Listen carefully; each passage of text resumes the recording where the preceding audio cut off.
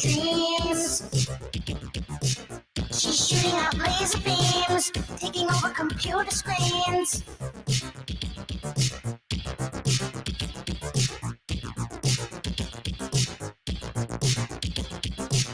She puts her costume on, and she's feeling super strong.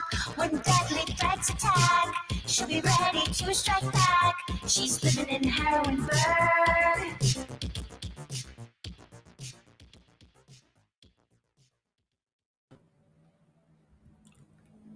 Welcome to Mindless Entertainment, everybody. It is I, the God Empress, Jesse Milestone, joined with my other half, Jeff Hicks, World Class Bullshitters. Hello, everybody. And that trailer you just saw, I hope you got excited by it because three members. Why are you auto-playing? No, Jania, stop. You're overstepping your bounds. You're not even on the show. All right, but if you enjoyed what you saw just there, three of those ladies are right here backstage. Without further ado, please welcome the cast of Heroineburgh. Hi. There we go. All right. So from I don't know which way you guys can see this, left to right, from one side to the other. In the lovely blue is Stellara, a new villain introduced into Heroineburgh just a few episodes ago, if I'm not mistaken, right? And then in the middle we have Vendetta, the Italian heroine, and our only good guy on the panel. You are just surrounded by a world of evil right there. I'm just feeling attacked is the way it goes. I'm just, yeah. And then finally, the newly evolved Dark Spectra, formerly Spectrina, mistress of evil now. Mm-hmm. So welcome. You guys would like to go ahead. Feel free to give us your real names and just a little bit of, just a quick hello, a little bit about your character and a little bit about yourself. Sure. You want to start? Or? Yeah. Oh, sure, yeah. Well, my name's Casey, and I play Stellara. She's a solar-powered villain. Got her powers from a meteorite, as one does. Former JROTC instructor. I'm kind of the opposite of Stellara. I'm a little bit quieter, but I'm involved in different acting projects. Like I'm part of a, murder mystery group, stuff like that. Play D&D in my free time. The usual stuff. What you do? And I am Marisha Malvo. I play Vendetta, the Italian spirit of vengeance. As you mentioned, the only superhero in this group right now. So yeah. And my whole MO is the fact that I'm trying to avenge my best friend's death. So that's where the spirit of vengeance comes in. As for me myself, I'm also, as well as being an actress at Heroineburgh, I'm also a comic book writer, writing for a comic called The Music Maker that incorporates music into its actual storyline.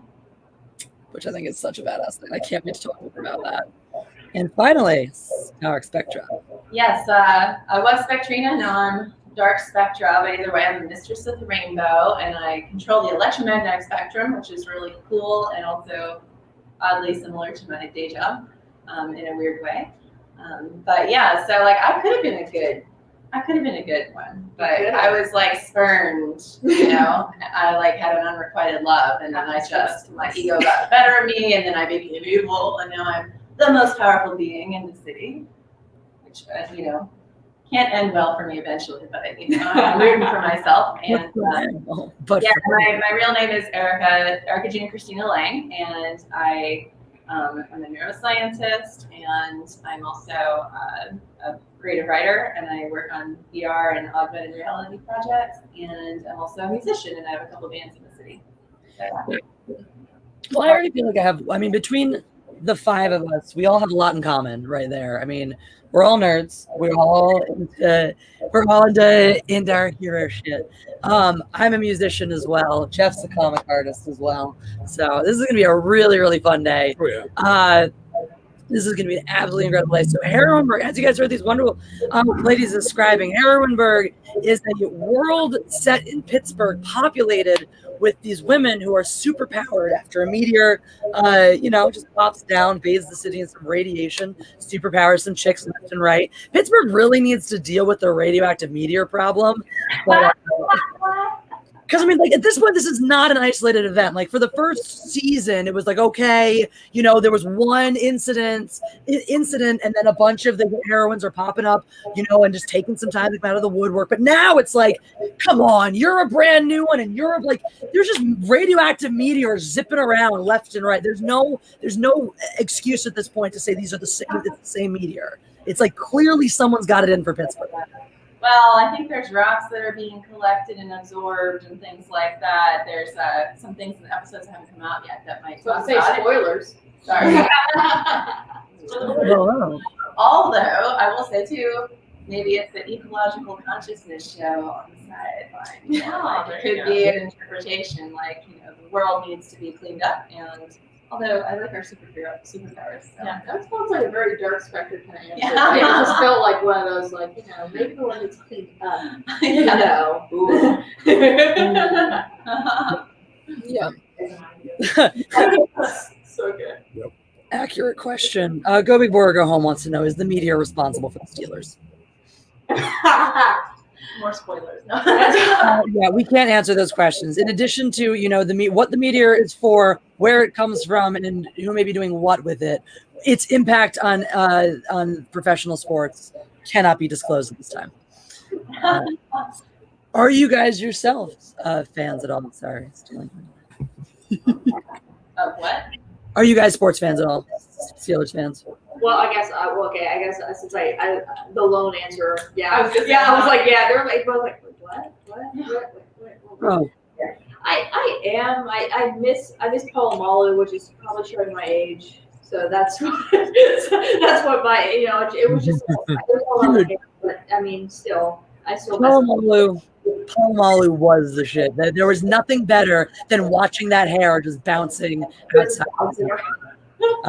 But I don't know if you saw. I do rep for the other side of the state. See now I now.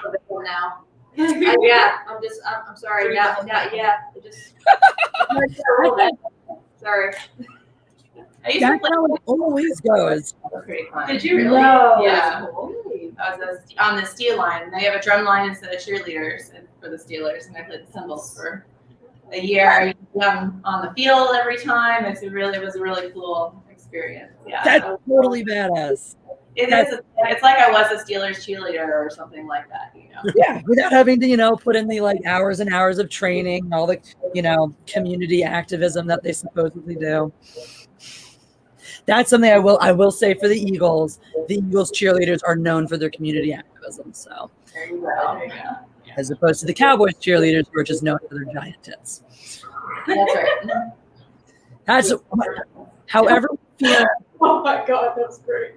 However we feel about the football teams on either side of the great state of Pennsylvania, we can all agree that the Cowboys suck.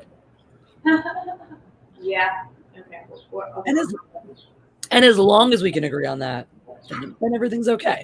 Oh, before we get too deep into it, I just want to let everyone know, we'll read these couple super chats that we had come in, but I wanted to let you know before anyone sends too many more super chats, we do have a super chat giveaway today, but it will mean that you will need to finish your super chat with a capital H. And the first 8 people who decide to do that thing that I just said, finish your super chat with the capital H. I don't expect you to remember these things. I can't remember what I said 10 minutes ago. So here's a banner to remind you. First 8 to do that are going to get here. I'll make myself important for a second. Super Heroineburgh, anti-Heroineburgh. This, it'll be at random which one you get, but I've got the gamut here. I've got the history. We've got the first ladies, some of the very first ones, and then as we get into the anti-Heroineburgh, some of the, there's some early editions in here too. That's actually, you're on my shirt too. Actually, I think that whole magnet wasn't, or that whole sticker was my shirt there. Sure. Yeah. And all the way through, all of it, every single one is different. So no person is going to get any same heroines. They're all different ones. Heroines, anti-heroines, they're all fabulous. They're all gorgeous. So first 8 super chats to come in, ending with a capital H, are going to walk away with those and to put back in the envelope so they don't do something ridiculous like spill wine on them. or have my cats eat them by mistake. But we did get a super sticker from Joseph Yanowich. And let me just get into the back room here so I can tell you what that super sticker is of. You guys out there in the world, viewers, you guys already know. For us, it's a surprise. It's just a piece of blue right now. La, la, la. That's the last integration that, in my opinion, StreamYards needs to be perfect. Oh, wait, I'm still big. I'm like, nobody can see anybody else. Nobody cares about me. You're here for this. The last iteration StreamYards needs is to show something more than just the words super sticker when you get a super sticker. Because I'll just talk really slowly and I'll be at the window I need to be by the time I'm explaining it. Computer, who's totally just non-responsive right now. Wow, this is great. I'm literally like, all right, I'm trying to go into the back room, into the YouTube control room, so I can actually see the lovely super stickers that Joseph Yanowich and Roger H sent us. And instead, YouTube's like, oh, you want to click on that button? Well, it's not a button right now. Why isn't it a button right now, YouTube? Well, because I said so. Well, why did you say so? Well, actually, it's because I hate you. But YouTube's being very vindictive. It's right. It's a magical abusive relationship. It's the third villain on this panel. YouTube, everybody's villain. So while I'm dredging up those super stickers and we're getting into all of that. So which one of Spectrina and Vendetta, which one of you came first in the show? I think you. I think it was me. Yeah. I was. It started out. Yeah, it was one of the very first episodes, and it was episode 4, and that was whenever we established her whole backstory and what propelled her to becoming Vendetta, the Italian spirit of vengeance, as well as the fact that her power is not necessarily from the same source as many of the other heroines. It's based on her self-confidence. So she believes she can, kick some ass. She definitely can kick some ass. But her downfall is that once a supervillainess taps into whatever it is that makes her insecure or makes her doubt herself, she instantly becomes it becomes like her kryptonite, so to speak. Yeah. I think it was me. So. And what is there anything in your own life that what did you bring in from your experiences that connect to Vendetta? I'm good at getting my ass kicked. No. Like, I loved the fact that I loved the individual things about her. The fact that I was one of the few, I think still am one of the few heroines that gets to actually wield weapons, and that gave me a chance to do, little tricks that I could do with that, which would look really interesting and visual. At the same time, I'm also using very base kind of fighting style, in the sense that I'm doing melee and hand-to-hand combat, and I'm basically just beating people with sticks, but still managing to come out ahead, at least a majority of the time. So I love the fact that I was able to do that. Like, I do a lot of kickboxing in my personal life. Yeah, and so to be able to, I obviously don't go around, taking on criminals with sticks or something, because that would end, yeah. Well, I mean, I think it would end badly, is all I'm saying. I'd have an assault charge too on my list by this point. But yeah, the fact that I was able to do it in the fact that I was able to relate to a character that I felt personally relatable, and that you could say, hey, if I got to a certain point, I could be like Vendetta. I could be, kind of a street fighter. I love that aspect about her. And also, she's coming at it from a very personal place. She doesn't want justice necessarily. She wants vengeance for what has happened to her, her friends, and her family. So there's that. Yeah. I like that's one of the things I love about the Heroineburgh universe is it's so vast. There's room for everything.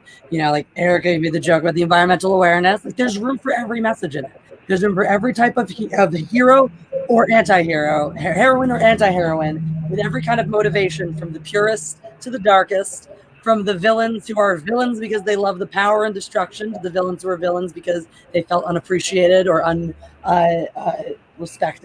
disrespected.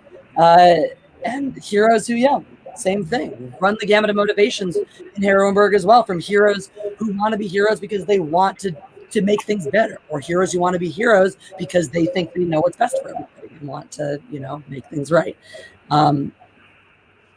Did you have any questions for your guests at this time?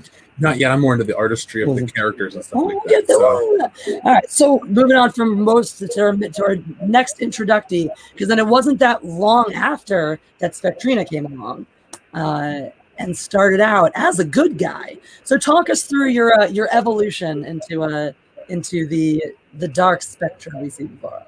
Yeah. So that was episode 6, I think. Yeah. So.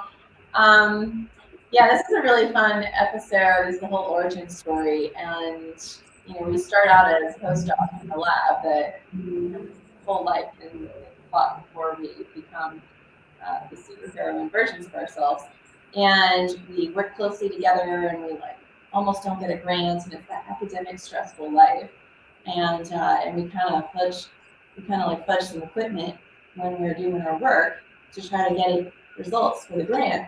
And then we totally fuck it up, and we cause this space-time continuum thing, and this creature comes out, and it's all this crazy stuff. We lock her in a room, which is totally inhumane, but we gotta capture this weird, crazy creature. Yeah, and then we discovered we had these powers, kind of by accident, because the creature had to deal with it, and there was combat, and we're whoa, and then stuff shot out of us, and we were like, oh my god. Ah. But so all that stuff was really, really fun. And I think what's funny about it too is that one of the things I do for my real life job is I study the electromagnetism of the brain to understand how people process language and music and things like that. I literally use a machine called a magnetoencephalography that records magnetic fields from brains. And so I just think it's so funny how it's not dissimilar from my science world life. So I really enjoy that aspect because I'm a sci-fi person. I like Star Trek. I'm really into the details of how science plays out, and so it's kind of fun to be this would actually be superconductive, and making a cool story out of it that was relatable for me. Yeah, but also the character, she has a thing for her coworker. Doesn't work out. It's not reciprocated. It kind of makes her be. Yeah. Hold on 1 second. We're getting a weird noise coming from your there. Okay, it just went away. It was just this weird fuzzy sound. Cicada sound. Yeah, it was a weird, though. Just a weird background, and it was interfering with your story, which I wanted to hear. I actually still hear it a little bit. Yeah, it's coming back. You guys hear it? It sounds like it's coming from you. So maybe it's the meteor. Take cover. Get in the shelter. It's coming late. That's all. It's coming for you this time, Jim. I'm ready. Look, I was I'm in my Heroineburgh shirt. I'm getting into super heroine shape. I gotta make that journey out there and join you guys one of these days. Yeah. I would love that. All right. It appears the meteor noise appears to have calmed now. It appears to be quiet at the moment. But just in case we get it back, just make sure you use the theater voices instead of the camera voices. What does that mean? Really loud? Yeah. So on-camera acting is great. You can speak conversationally, the camera picks it up. When you train for theater, they teach you how to reach the back of the room with your voice and no microphone. So, I was doing a shoot today, so I've got that projection voice. It's going.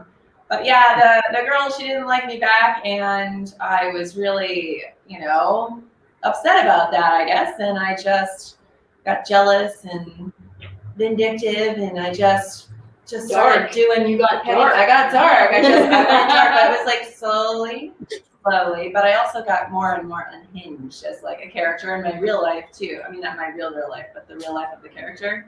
Yeah, that's confusing. But I was saying, I feel in my real life, I've had these Phoenix moments where my life implodes, and then I rise out and I'm doing the next thing, and I just keep doing that my whole life long. And this character kind of has this feel to her, and not all the way to a split personality, but everyone has like opposing feelings. You know, they're not everything makes sense all the time. This feeling and this feeling don't go together, but you have them at the same time. Sometimes that happens.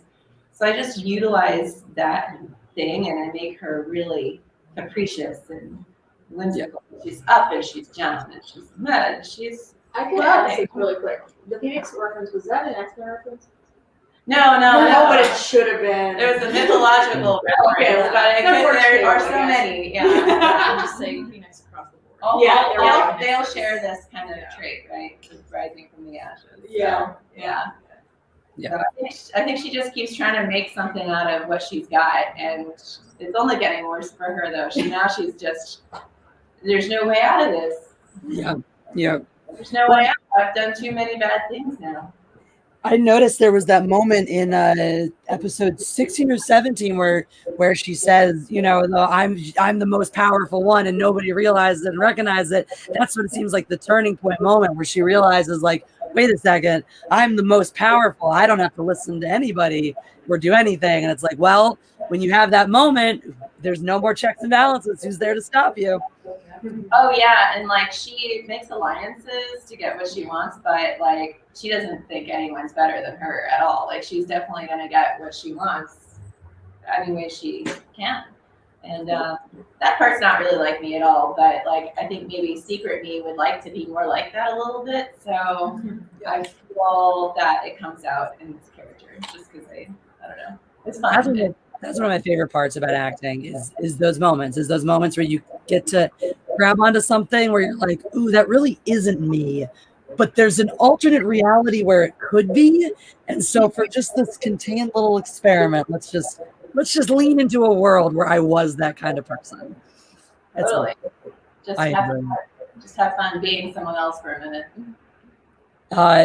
Justin Proper, you should know what you're watching. This is not the first time we've done this. We've got the cast of Heroineburgh here, and we got some new people coming in now being like, what's happening? We've got the cast of Heroineburgh here.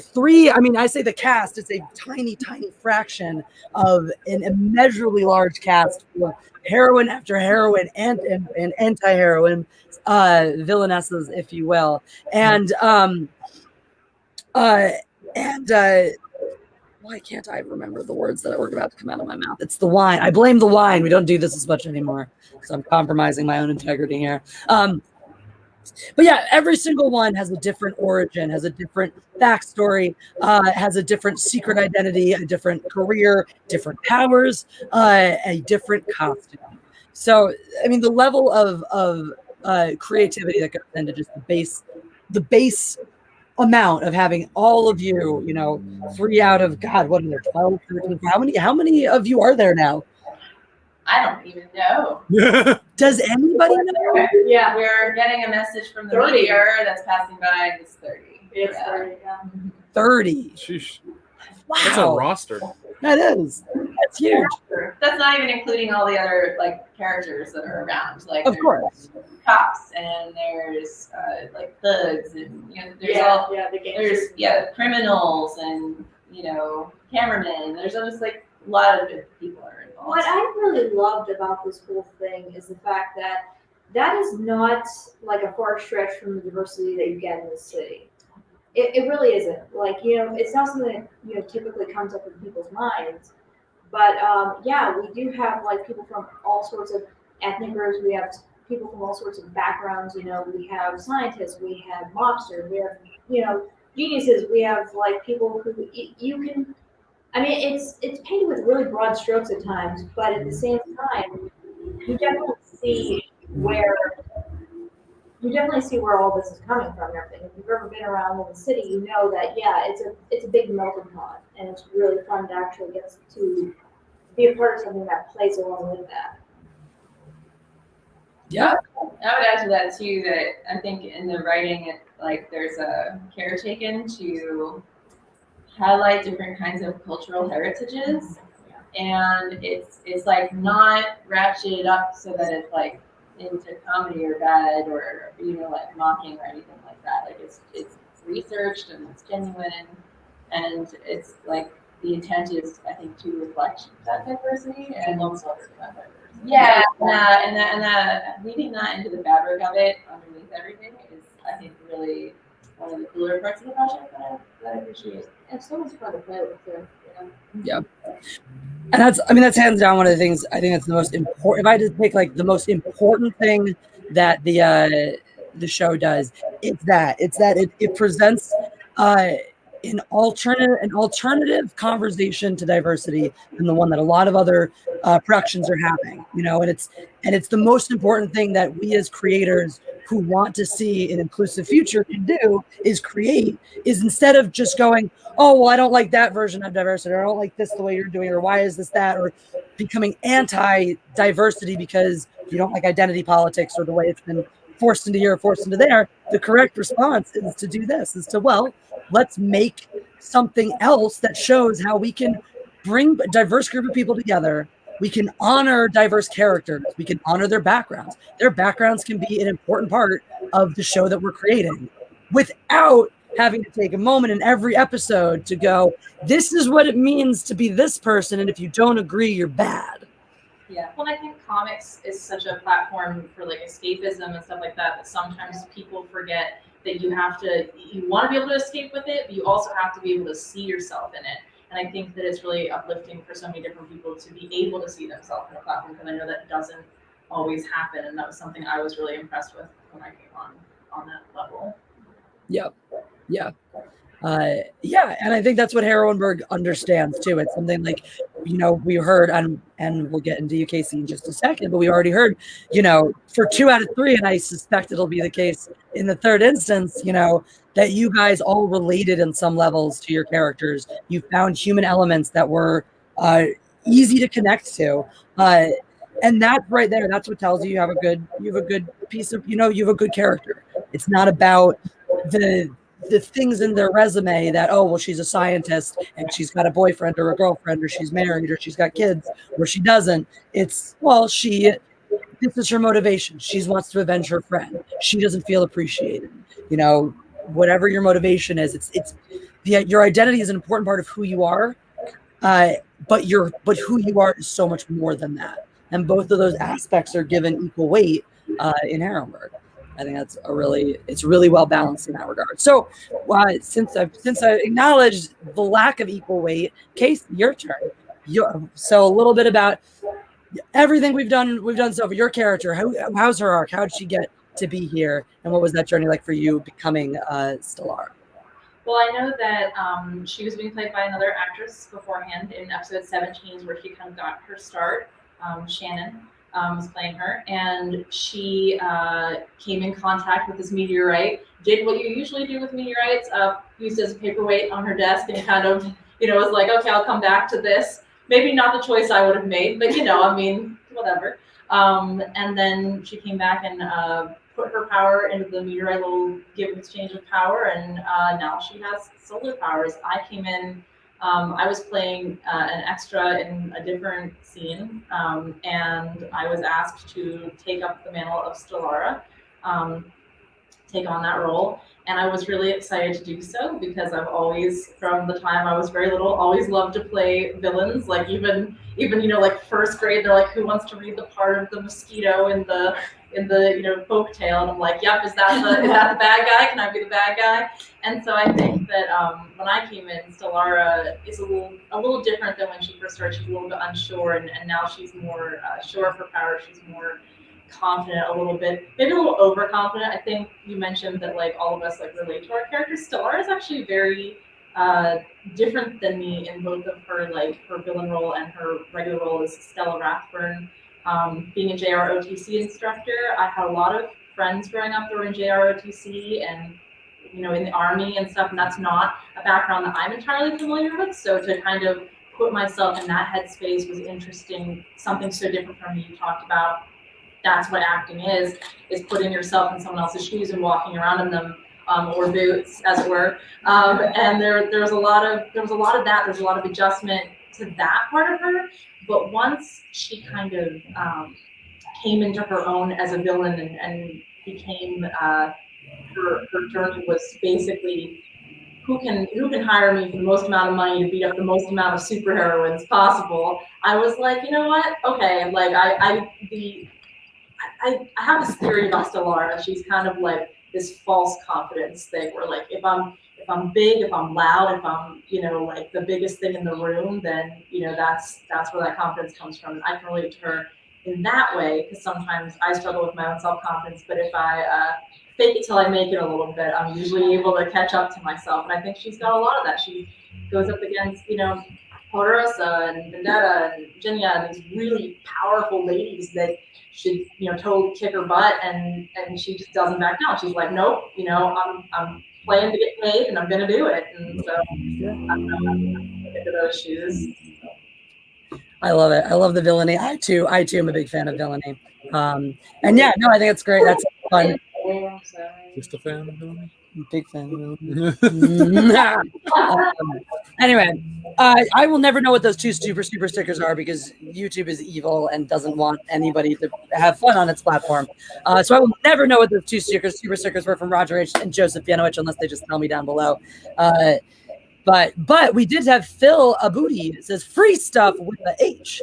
So Phil, you are the so far first person to claim a Heroineburgh sticker. Oh, I should reiterate, guys, so you don't forget. Or I don't know if I don't think I said it yet. I haven't said it since we were live. You haven't. Right. So in addition to these 8 stickers that we're giving away, right? So here's the deal. First 8 people, so now 7 left, dropping the H at the end of the super chat, get one of these awesome Heroineburgh stickers. These have, I think between them, I have almost everybody on here, and I don't think there are any repeats between them. So I have an entire sheaf of amazing Heroineburgh and anti-Heroineburgh stickers. And additionally, so after these 8 have been claimed, you'll be asked to, obviously provide mailing so I can send them to you. And one of you will also receive, with just randomly with the sticker, we'll just also have this. You'll just get a first cover copy of Feeling Solo in that envelope with you. So it's a surprise bonus. There we go. Surprise! It's Wednesday. It's Wednesday. Why not? We're all artists here. We're all creators here. So we'll throw in a surprise copy of Feeling Solo with that. So Phil Abudi is currently the sole person entered.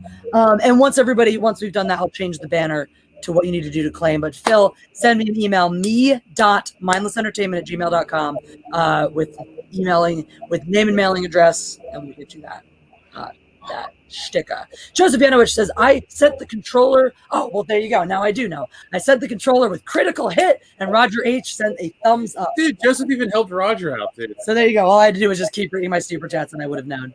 Thanks, man. Thank you, Joseph Yanowich. And now the mystery is solved. And thank you, both of you guys, for the critical hit and the thumbs up. I feel even worse for always getting his name wrong until recently. Just the worst. You're the most awful person I ever know. known will ever I'm the forgive biggest you. villain. You I'm not are. even Heroineburgh. I'm just a villain. Exactly. You should Word villain. I can just go and be embarrassed. you should become a villain on Heroineburgh. I think it's a good spot for him.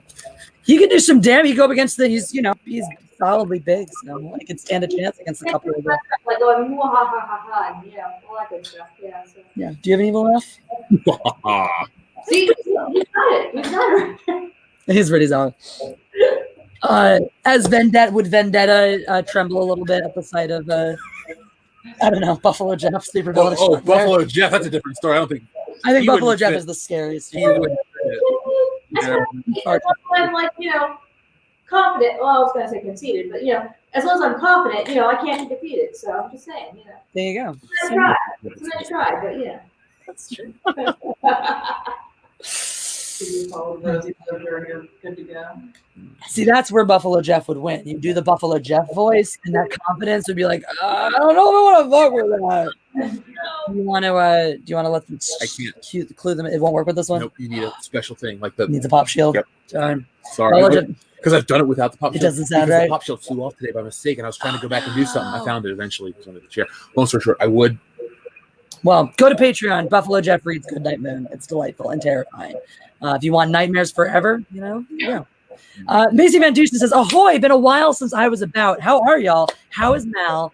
Mal is doing well. Who? He's been pancake. Oh, okay. He's been getting his ear updates, and we were in a holding place. Or sorry, one of our little kitties has had ear surgery back in the fall, and he's been just getting like every 3 weeks checkups. They get cleaned out. He had to get medicine put in the last time because they were really crummy.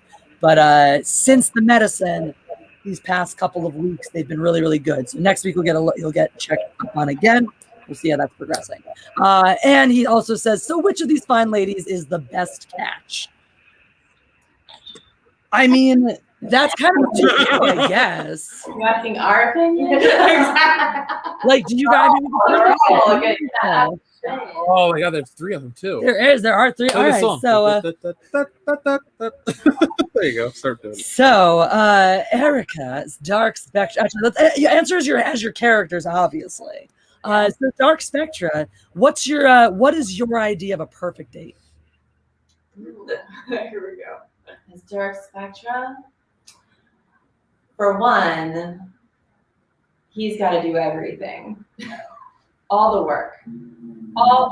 Surprise me and give me something to zap, because I got these lasers, Ooh, something really cool that I should heat up really, really like hot or explode. Do like a s'mores date.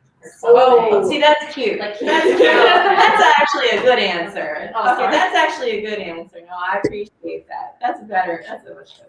But they're the right temperature, they burn them out. So it's villainous. So I know. There's like a giant marshmallow stuffed puff steak man, and I get to shoot my lasers at him, and then he explodes. Yeah, that'd be really good. I get that. If a boy could do that for me. There you go. So you want to marry Dan Aykroyd? you need the Stay Puft Marshmallow Man. Is what you need. That's your idea. That's my minimum. Minimum Stay Puft Marshmallow Man. All right. Well, Vendetta. What's the perfect date for Vendetta? Oh, good grief. Helping me hunt down villains and other vengeance type things. I gotta be honest. I don't date much. So Who has time with vengeance? Really, exactly. I mean, justice. You can work in a date here and there and everything, but as far as vengeance goes, it's like a full-time job. You gotta understand, my career is everything. So it's got to be like a working relationship or bust. Oh yeah, totally. No time in there. All right, Stellara, your perfect date. I feel like Stellara would just be like, give me the cash, I'll take myself out. She's like, I'll take myself out onto the town, whatever. She's a very forward, the pay to play, whatever. She's Oh, daughter I like her style. All right, so let's say that each of you have dined to go on a date, a boring regular date, and let him or her take you to dinner. And then at the end of the meal, and after they've offered to pay, to take you out and pay for everything and whatnot, at the end of the meal, it turns out they've left their wallet at home. How do you react? Stellara? Oh man. I'm gonna light that place up. I'm gonna blast him. We're gonna get some solar energy in here. He's gonna feel like he's in a tanning booth. It's gonna happen. We're into a tanning date. There you go. It's like, all right, you are dessert now, bitch. Yeah. She's like, I got the check. The check yourself, and then she boom. Oh, that's what she's got. That was nice. Might drop. I dig it. Vendetta. So you're getting stiffed. What do you do? I am the daughter of a mob boss, so I take this pretty seriously. So I mean, I'm doing you a favor by even being in the presence. But I mean, I guess I'll have to pick up the check, but I'm going to remember this. I mean, realistically, you're probably just going to dinner in one of your family's restaurants anyway, and so you go, I've got this one, and then they just escort him out the back at the end. Exactly, and then into a trunk. Yeah. You have that nice gray area, because you have the mob, you've got the family ties, and I know your dad, is going straight and all that and turned himself in, but you got the family ties still, and the less than pure motivation. So you do walk that line of like, well, I'm a good guy, but if I didn't see what happened to you after I turned my back, then I just didn't see. I didn't know cigars is what I'm saying. That's what I'm saying to you. Just, it's gotta be Yeah. And Dark Spectrum, you get stiffed. How do you handle that one? Oh boy. I I just feel like It's very simple. I just say, hope you like doing dishes. And I take off. That's his problem, not mine. Peace. Nice. I dig it. Classy. Very classy. All right, and I guess we have what Jeff? Since what's your final question for the bachelorettes? God. Superman or Batman? All right. That's easy. Batman. I'm not a Boy Scout kind of girl. I got the detective, little gloomy, gotta fix him a bit. Yeah, that's fine. A little dark. He's dark. I am vengeance, I am the night. I mean, yeah. Good Come answer. on. Batman. You're a vengeance-based hero. He or my character? Oh, Either or. I guess that changes it. Oh yeah, I guess you should do both. Everyone should answer both. Well, I actually, I'm not into Superman type guys either, but he can go back and he can reverse time. Oh, that's And I feel like that would be really handy, So I might go Superman just for that reason. Because he's more useful to you. That's fair. Who are you? All right. Yeah, but real Erica would probably go for Batman, I guess. I don't know. It sounds like a time good can time. still kind of be evil. Sometimes that didn't go so hot for him, so it'll fix your problems, but everyone else gets stuck in the. But he's got a lot of cool gadgets. I mean, think of he must have X-rated cool gadgets. All right. This question brought out. This is a good question. This is always a good question. Yeah, you know what? Stellara's answer is Batman too. Then. Hell yeah. But now, and this can go to the the human beings behind the masks. Which Batman though? If you're picking a Batman, which Batman? Classic. I gotta go with Bruce. I don't know. Any particular, any, or you could also as I always pick animated series as mine. I'm like you don't have to necessarily have. Animated. Okay, so I guess animated series Batman would be. It would be the 90s anime. Because Yeah, the you got 90s to differentiate. There are a few of them. Yeah, that's true. I'm gonna go with the Adam West Batman. No. Just kind of out of left field. I don't know. He's nice, and he can give me some orange juice, and we'll have a nice drive in the car, and go on a nice date. And if you get attacked by any sharks on land, We're he's set. on top of that. We can have a beach date. It's fine. It's great. As long Yeah, as I'm gonna change mine to Adam West Batman. That's who I would go. I gotta be honest. This may not be the popular answer, but either the 90s animated series or Michael Keaton. Yeah. Totally. I'm Michael Keaton all the way. Yeah. Because I mean, come on. She just has the best answers across the board for everything. actually, I'm animated series and Val Kilmer. So. Oh, Val Kilmer, yes. Yes. Actually, the thing is, he's not just attractive, but he's good too. He's a good Bruce Wayne. He's a good Batman. I personally think. I've never shown Val Kilmer. I know. No, we love Batman Forever as a couple. That's like our couple's Batman movie. Oh my gosh. Yeah, Batman Forever is my jam. Keaton's still my favorite, but Kilmer's got it for me. Although he's still not as pretty as Shawn Ashmore. I don't judge my Batmans or Iceman by pretty, but There you go. you like Batman and Iceman There you in go. a different way. There you go. Different Iceman. There you go. Yeah, no, I've rediscovered my first celebrity crush ever was Shawn Ashmore because he was Jake in the Animorphs when I was a kid. And I've rediscovered that he actually is one of the most attractive men who's ever lived. And yeah, I'm not bothered. You don't have to. I know. I just no, I put it that way. We're here. I put out a Twitter post about it, and everyone's like, "Oh, what about this guy?" And like putting pictures of his twin brother Aaron, trying to be like, "Oh, you think you know about Shawn Ashmore? What about Aaron?" Everyone being like, "Oh, Iceman, you like Iceman?" I'm like, y'all are trying to act like I discovered Shawn Ashmore yesterday. And the difference is he was Jake the Animorph. So if you're all like, "Oh, you mean Iceman?" I predate you, motherfuckers. What's his character's last name? Because from the Animorphs is not Jake's last name. I honestly don't remember if any of them ever had like last names that I'm you just giving noticed. you shit. I don't remember any last names. This It's just our last name. Yeah, just the other more just So we did have some more super chats rolling. I want to make sure we read those. And then a couple of them do clay. We do have some more stickers off the table now. So Roger H says, "Hi, I'm Roger H." Well, I guess that now fulfills. Yes.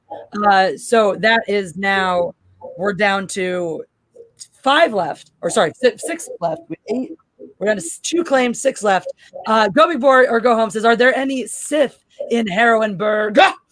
There are not that I'm aware of, but there is another sticker claim, 5 to go. So I should start a list somewhere. I should start a little sticky list. Where are my stickies? Wouldn't the other super chat list just? Oh, shush.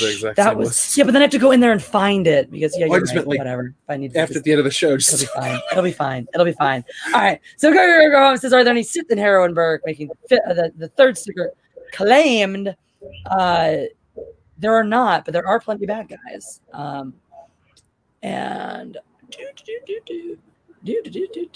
Macy Van Dusen says, "You did notice my first super chat ended with a capital H, right? I did have to go back and look, Macy. I did notice. Of course, the whole reason why I decided to make capital H at the end instead of at the beginning is so people would realize that what I'm asking you to do is to put a separate H there, so it's very clear that you're entering to win a Heroineburgh sticker, as opposed to, well, let me just start my super chat with the letter H and hope that you notice.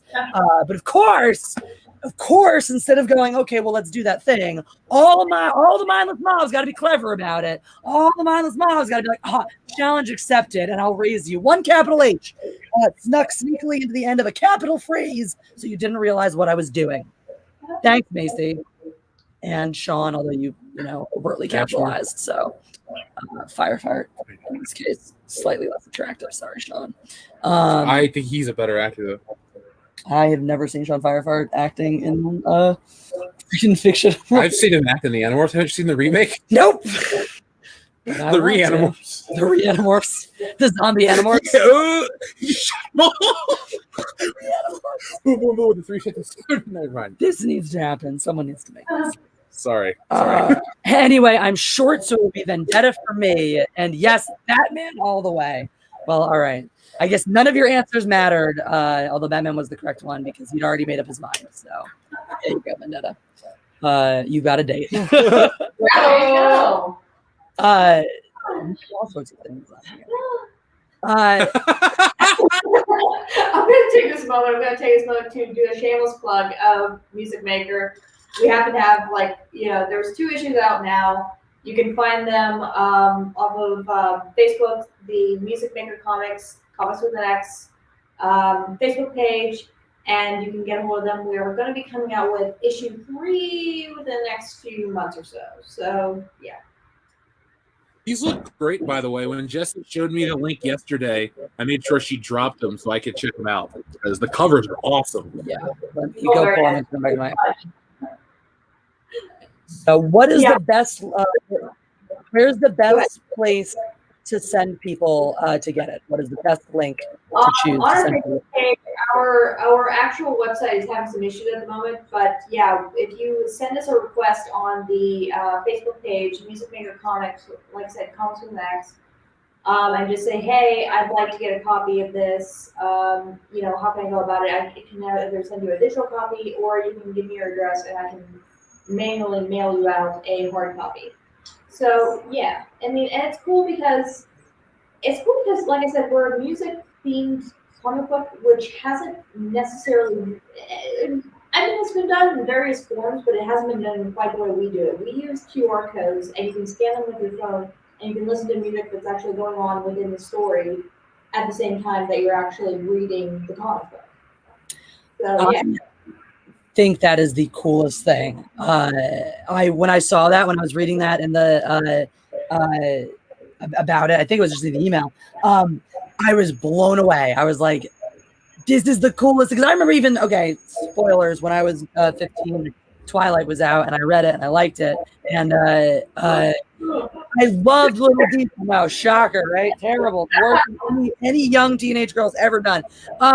And I remember little things like finding out later, like I read stuff about it, and I would read like Stephanie Meyer's website and her blog, like the trivia about the thing. And one of the little things was like she made a soundtrack. She made a list of like these were so whenever I referenced a song, this was the song I was using or thinking of or listening to or whatever. And I was like, that's so cool. And I love that. I mean, look, right? People talk about adding smell to movies and stuff like that, but adding sound to printed media is such a brilliant way to, especially something that's already where music is such an intrinsic part of the story, the character. Yeah, because it's about a guy who he's a super genius, and naturally, like any self-absorbed brat that he is, he naturally uses his genius not for good, not even for bad, but just genuinely to do the pettiest stuff he possibly can do. And one of them happens to be smuggling drugs. He uses it to disguise the fact that people will notice him within a crowd at an airport. Well, he forgets that there are drug-sniffing dogs, and he gets arrested.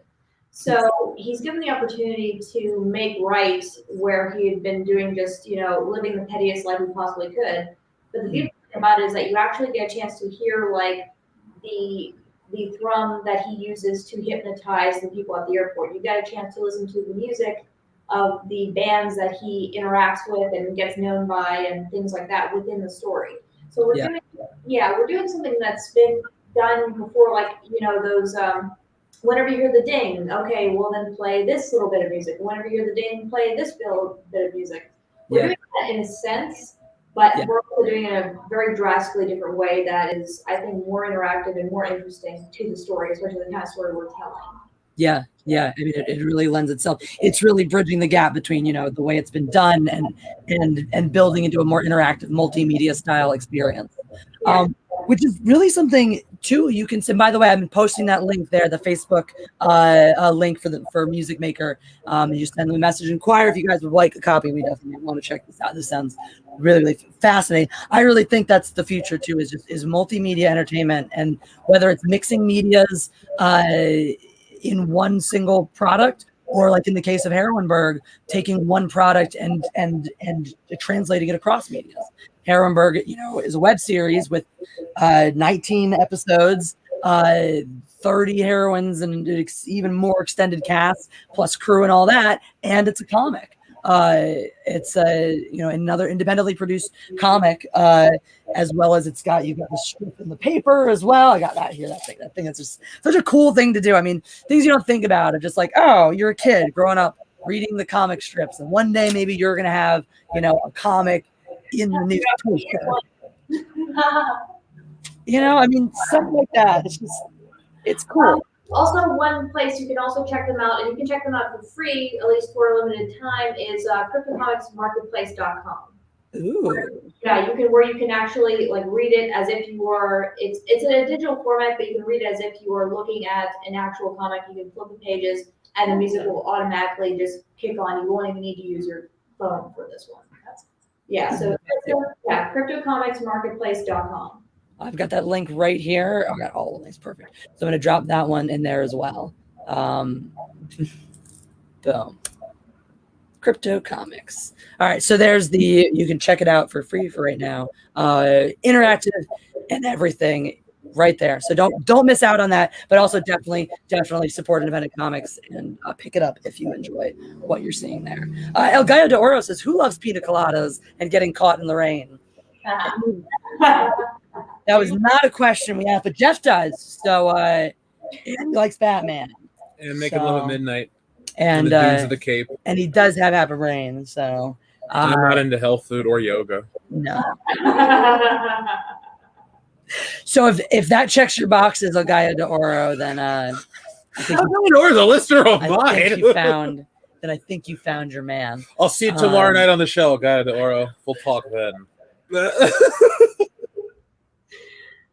I'm aware of Gallo de Oro. I love that. Was one of my favorite parts of that original. I just like that song in general.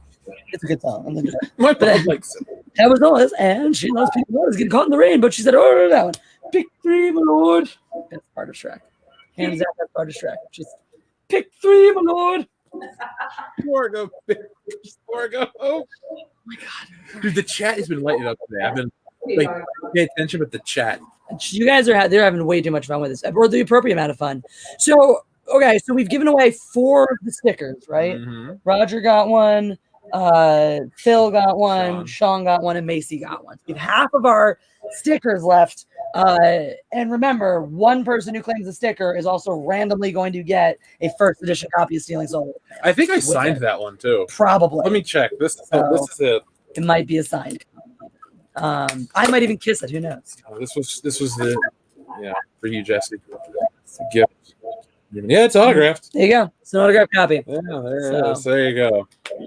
And a sticker. For the next 4 super chats that ended in capital H will claim the final 4 stickers, as well as the opportunity to also receive a first cover copy of Stealing Solo in the mail randomly.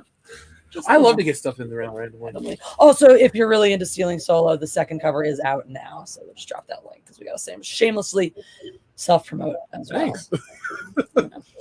I benefit from this. So. Oh yeah, I live in this house. While we're self-promoting, I was just on a podcast. Our friends, we have a friend named Dan who does Comic Book Pit, where he talks about different comic books and things like that.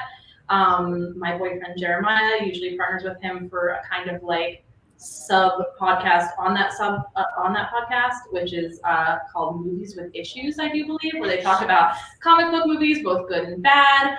I was just on my first episode of it as a guest, discussing The League of Extraordinary Gentlemen, which I had not really read a whole lot in the comics, but I did remember the movie coming out, and I was kind of like had never seen it before guest on the show. So that's a very fun episode if you're looking for a new podcast. The podcast itself is great, and we had a lot of fun on that particular episode. So that's on like iTunes and Stitcher. And it was called Comic Book Pit. Comic Book Pit, you said? Comic Book Pit is like the main podcast, and then sometimes they do like the special episodes, Movies with Issues, I do believe it's called. All right, so name. Yeah, it's really Issues. So that's specifically that statement about movies that are based on comics. Yes. Yeah, so successful and unsuccessful, and also there's a lot of like, they have like the main rule of like, look, it's you're allowed to love movies. It's okay. Like we're not hating on it. We try to find good things and bad things, but it's just generally a fun fest of just like nostalgic movies that may not have aged well or may have. So. Right. I still haven't seen League or read any of the source material. One day maybe. I mean, I've seen it on. I get where it's on. I can't really pay attention to it. I'd like to sit down and watch it. It's Sean Connery's last film, I believe. Yeah, I was shocked. As soon as you quit acting. Oh God. I love Sean Connery so much. And also just a reminder to our wonderful listeners to make sure you're pressing the like button while you're backstage there. We are just 18 likes away from 100. So thank you guys for all the oppressions. Keep oppressing. That's the way we do here on Mindless Entertainment. We believe in oppressing everybody except for so. I feel like Dark Spectre would get along here, as she would just take over and be the new God Empress. She'd be like, all right, bitches, it's my channel now. What's up? Taste the rainbow, motherfuckers. That if Heroineburgh were like an R-rated series, that should be your catchphrase. Taste the rainbow, motherfuckers. Taste the rainbow, motherfuckers. Oh, yeah. Maybe like, taste the rainbow, motherfuckers. Ooh. That was like unhinged. dark. Yeah, It was like, Make sure you try out the full spectrum of voices. Oh. Now I feel like we need R-rated catchphrases for all of you. So, Yeah, just add motherfucker to it. That's just how it's gonna be like a cookie. Like snakes on a plane. It's just gonna be, I've had it with this motherfucker. I don't know. It went downhill like midway through. I'm so sorry. Yeah. I don't know. I think Vendetta's R-rated line shouldn't even be a line. It should just be her dropping a horse head on your lap. Yes. Oh my God. For every defeat, she just pulls a horse head out of nowhere and just drops it on your lap. Out of the blue. Oh God. All right. Well, Stellara, what R-rated thing do you say before you melt faces? Oh, I can't even imagine. I feel like she's pretty R-rated herself sometimes. She's just like, I feel like, would be like, power of the sun, motherfucker. I don't know. She's Power of the sun. sun. Yeah. God All bless right. her. She just kind of has radar energy in general. She's just like, that's what she thinks. She's straight ahead. Oh, you know what would be really fun? Yeah, like a catch me if you can kind of moment. Yeah. Yeah. Like her little Knock. Well, who's there? Rain. Fucker. Yeah. Oh, totally. yeah. Good. Power of the sun. Though. Yeah. No, so it's like this. So it's terrible. I kind of like Power of the Sun motherfuckers because it's kind of like the Taste of the Rainbow motherfuckers, where it's just like a sort of like really generic, very G-rated thing that like people say. I mean, like I'm pretty sure the Captain Planet one who had that said Power of the Sun at some point. Hell, Doc in Spider-Man 2. There you go. Power of the sun. Power of the palm sun. of my hand. Oh, I love it. So I feel like that's another great one to be like Power of the Sun, motherfuckers. In the palm of my motherfucking hand. This is clearly we've come up with the formula for making your R-rated catchphrase. Yeah. Either To like the end of anything, and then it's all good. exactly. Use G-rated catchphrase, add motherfucker, and then your alternate if you want to go a more explosive route is just dismembered body parts. There you go. You want to use a calling card instead of a catchphrase? Dismembered body parts. You'll be very popular with Army Hammer. Weird Army Hammer reference I had encountered today. Thank you. That's honestly the best thing to come out of that whole thing. Like, I don't give a crap as long as he's not actually cutting women up. I don't care what he's doing. The best thing is just the number of Army Hammer jokes that can be made at his expense now. It's what was yours that I never even remember? Take it with a grain of salt, just like Army Hammer does with his women. Yes. And the Army Hammer would be perfect for that. So, it's like how odd. Chat, if you can come up with the best, why can't I words again? I think we had a couple more people join, but there are still a couple stickers left. So if you're super sticker, now I just forgot entirely what I was going to say. I was going to offer a challenge, but now I completely lost my train of thought. I'm like reading and looking and thinking. It's just been completely off the rails. Oh yeah, if your super sticker also includes the best Army Hammer joke available, you might possibly hedge your bets at not being the randomly selected person to win Stealing Stolen. So go big boar, go home. Don't try though, because you backed already. The original one. Let somebody else win. Zach Z says, just the tip, H. Well, Zach, you are now entered to win. Now you have earned yourself a Heroineburgh sticker. Zach, I hope you win the book. I see you on the every week. I hope you win. I don't get to pick. I donated the book. It's out of my hands, literally. It's in mine. Where is it? Oh, it's over here now. Now it's back in my hand. Now it's back in yours. Now it's literally ago. I can't touch it anymore. Philip Booty says, can we enter a second time, or is that greedy, H? Depends. Let's see. If nobody else claims if 8 people don't claim all of them, you'll get a second. But if they do, then no. Oh my God, Sean Ashmore is a twin. Mind blown. Yeah. Aaron Ashmore, who used to double for him occasionally on the TV show, and I could always tell. Just his face has always been a little bit leaner. It just doesn't look the same to me. Oh God. Go Big Boy or Go Home says, how tall is Vendetta? She's being dwarfed. I think our chairs are also a little bit, well, maybe, I don't know.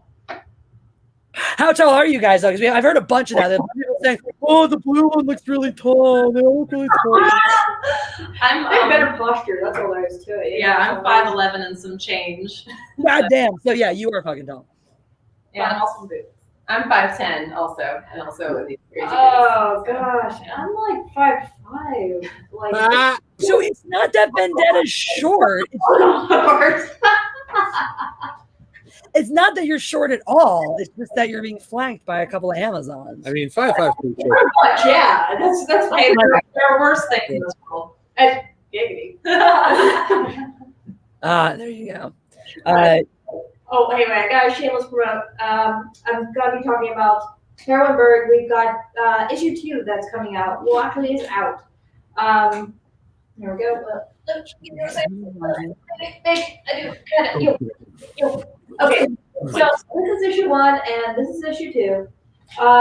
It's kind of like a show actually, except you're seeing like art by blanking on a lot of people. But the point is that we've got like a good roster of both artists and writers, and of course we've got all the Heroineburgh girls. Part of these like stories, and they exist independent of the show, but it also like enhances what you know about each of the characters. So we've got both issue 1 and issue 2 coming out already, and so definitely check it out. And the artwork is like just dope as all hell. And yeah, I know, right? Like this is. And of course, there's me looking all fun, sexy, and short. Oh, yeah. And short. You're with bigger boobs than real life. Yeah, that's nice. We are. Yeah, you're getting to see like little kind of like vignettes of the stories. See, there you go. Yeah, that's it. Yep, got our copy right here. I gotta say, this is a really nice looking book. It's really well done. I mean, it really is. And yeah, it's a really, really lovely cover. And I know that you got Jason Wright's doing a lot of the art. Right, 2020 right there. Who's we know, I'm very familiar as worked with Ethan. So it's a good friend. And yeah, these are just absolutely really fun action-packed panels. Great little vignettes. Oh, she's one of my favorites from the show too. This woman down here, she's a lot of fun.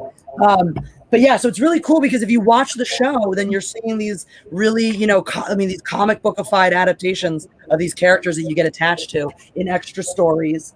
So I keep posting the link to the website. You can find all the information there for the comic, for the show, for all this stuff. You can go to the YouTube and check out a lot of the clips and stuff as well. Episode 19 is coming out at the end of this month. I forgot to plug that when I was talking about Stellara, but that's the one that I am first in, and I forgot to mention that, but it's at the end of this month, episode 19 of the show. I pull you back up for that. So, Kobe Borg, Jeff, you're gonna have to read this one out loud because I refuse. Oh, Vendetta's phrase: "No one will shed a tear. I'm a suit for you." God. Give me a second. I'm just like, wait, no. Wait, no one will shed a tear except for you. Is that what it is? Tiramisu. Tiramisu for you. Oh my god. Oh. You need to be fun-ish.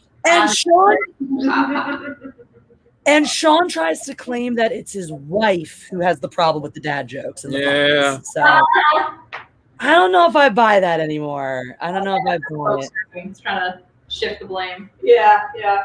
Sounds like exactly. Sounds like some scapegoating there. I think Ashley's the innocent one. Greg Kirby says, is the blue one single? Because that is the catch. Well, I got your capital H, Greg Kirby. So you are getting a sticker. But unfortunately, I believe she did already answer that. Yes, I do have a catch of my own. So this fish is not free in the ocean. Alas. Not that we actually run a dating site here, but thank you for the super chat and always being a wonderful supporter of the channel. And you will definitely be getting a Super Heroineburgh sticker in here. Actually, if you want, Greg Kirby, I will find the sticker that has Stellara on it if we have one. And there she is, right there. So you'll get, Greg. I will put aside this anti-Heroineburgh sticker for you with Stellara. You've got Panthera, Clarina, and Serpenta on here as well. So that one, Greg, will be coming to you with your gal, Stellara. I just always like the art. Whoever did the art on these did a wonderful job. I think Jason Wright did these ones as well. Just across the board, these all look great. Yeah. They really. Let's pull some more. Actually, since I'm showing you these in tiny forms, since we're back into a promotion, I got a millions of beautiful stills. Let's show some. Actually, here are some great Stellara production stills. Got right here. Actually,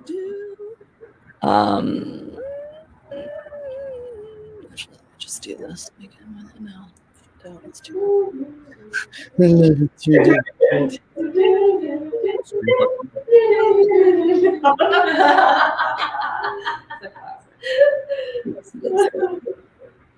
There we go. There she is. There she is. These are my own personal technological shortcomings. So I apologize. So there's Stellara being pinned by Ginia, who's one of the very powerful super. She's one of the flying ones too. One of the super powerful, the Arabic superhero. Pinning Stellara to the wall there. Let's see what else we have. I know we have a bunch more right here. And then this is in your regular identity as the ROTC trainer. So in your I recognize myself there a second. So you still have blue hair. I know. Casting some magic out on the street or stopping somebody from doing things. Who knows? These are fun. These are such fun. I love these costumes. Obviously, you can see them right here in front of you. I love these costumes. I love the action. I've been watching. I've watching since the first episode, and I love watching how like a lot of the I don't know. You guys are seeing my just seeing my email now. Who needs that? All the action's gotten so fun. It's gotten really, really good. There we go. It's just so much fun to watch the effort and time put into choreographing the scenes, creating action shots, creating fun moments, showcasing the outfits, showcasing the relationships. It's got a Batman 66 vibe, and that's a great compliment towards it because it's fun. It's got that level, just that level of over the topness, but it knows what it is, and it's great. Exactly. That's what makes it great. It makes it fun. Exactly. I'm sorry.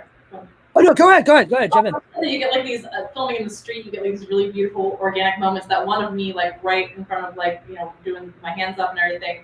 I run down the street at one point. We had to film a few times. There were people that were interested in one that really stood out to me, like that helped me kind of get into character. There was a guy standing there. I think he was jogging or something, and he goes, "Stop! What's going on?" And I was in character, and I was like, "I'm not gonna stop," and just kept running. It was just like all those moments where you're like, you know, you don't get that just filming, you know, in like, you know, closed kind of like studio environment, like getting to just kind of interact with Pittsburgh and its natural glory and with its citizens. It kind of gives you that boost of like, oh, this is real, this is happening, I'm in this. So Also, they give you so much. They give you so much to work with, you know. It's rubbernecking can be a blessing. I hear you.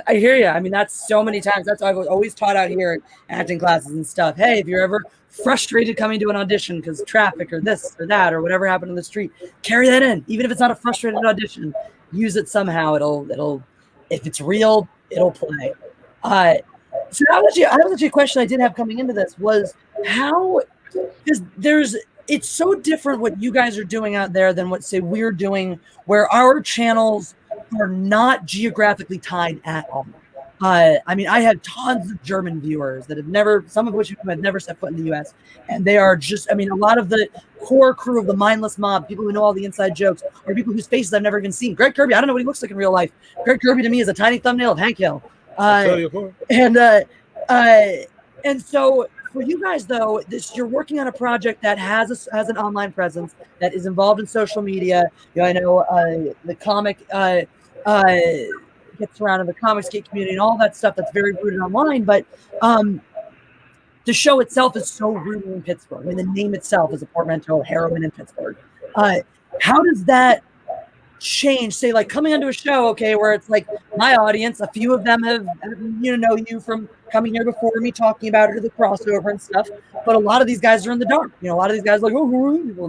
How is that different than, say, like doing a Heroineburgh event in Pittsburgh, where you have a very different kind of fan base who recognizes every place you're shooting and every location you're using and the references you're making?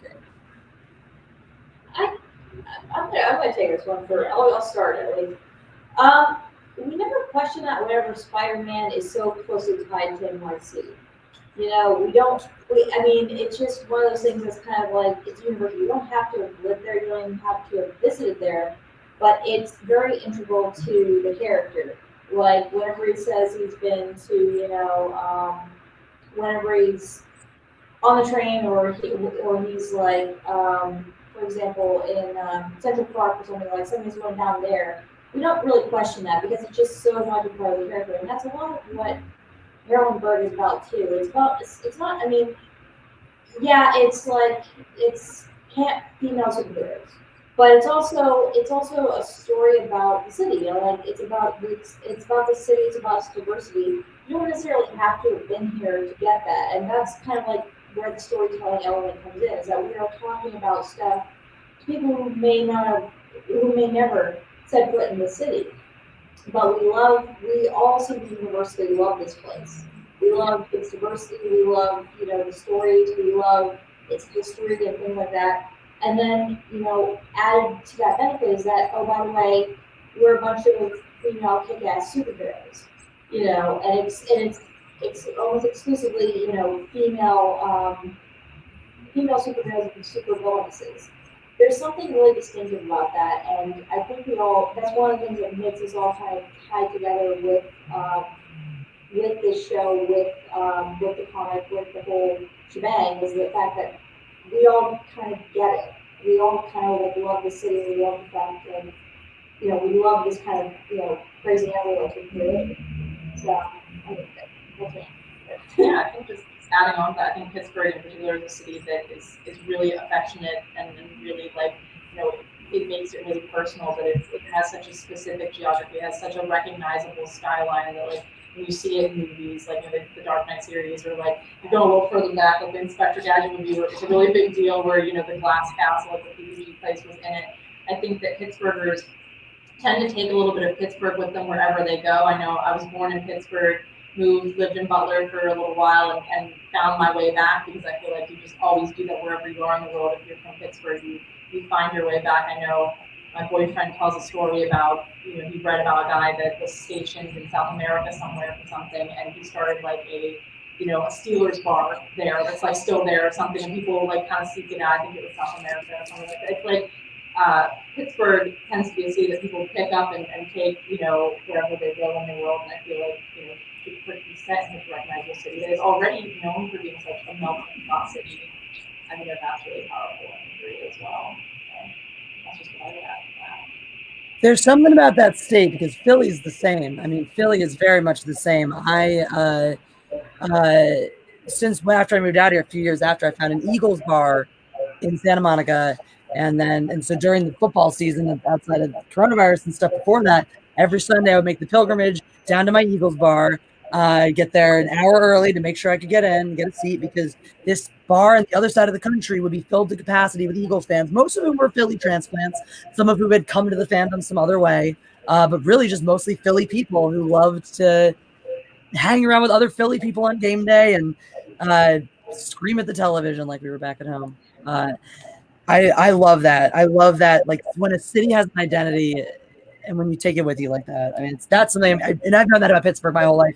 As a Philadelphian, we had delightful rivalries. Like the year we were at a Latin convention out at Penn State, the year that these Penguins and the Flyers were playing each other in the Stanley Cup.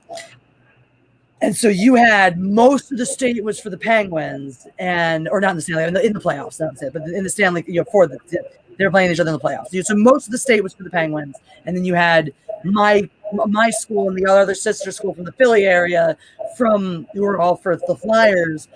And so we were at a big assembly for this, and they're coming out. Someone is coming out and giving us game score updates, because it doesn't matter that we're a bunch of Latin nerds who don't care about sports. It's Philly pride. It's Pittsburgh pride. You represent. And so you've got them coming out. Any good thing that happened to Pittsburgh, you've got the Pittsburgh crew, and then most of the rest of the auditorium cheering for that. But of course, Pittsburgh going the absolute loudest. And then anytime something good happened to the Flyers, you had our two tiny schools trying to make up as much noise as everybody else. Those are some of my fondest Pennsylvania memories. It's just like that. It's just part of you. Like, I have friends in Philly too. They're like, I don't care about the Eagles, but on Sunday they want to know if we're winning. It's just part of it. Commander Ed Straker of a Shadow, or SHADO, he just bought the first comic books. They look like loads of fun. Awesome. I agree. They absolutely do. I'm so glad you picked up a copy of your own. Show the back cover, because it's got some really cool art too. And including our girl Vendetta right there. Because it even includes some of the newspaper strips in the back, right? Yep. Oh yeah, and you mean the back of the comic, like some of those. Yeah, so then he's got some of the little newspaper strips there in the back as well, which are just such a fun because it's neat because it fills in a lot of the stuff from the show, or it introduces people to the show in a different way too. Like me, I actually hadn't seen your show. I read the book first because Jesse had talked to me about the project and stuff like that. So I read the book first, and now I'm watching the show, and it's cool to watch it that way. It's kind of like how I watch the Boys in reverse. Exactly. So we're kind of doing this where the whole thing is being done backwards. Like normally it starts out, it's a comic book where it's an idea, and then it gets turned into a show. Whereas it was a show that got turned into a comic book, which I think kind of blows people's minds rather. And the comic is also kind of like an accompaniment. I can't speak. Accompaniment to the show as well. It's giving you a little bit more backstory. It's giving you a little bit more of a little bit more of the good stuff that you may not get just from watching the show.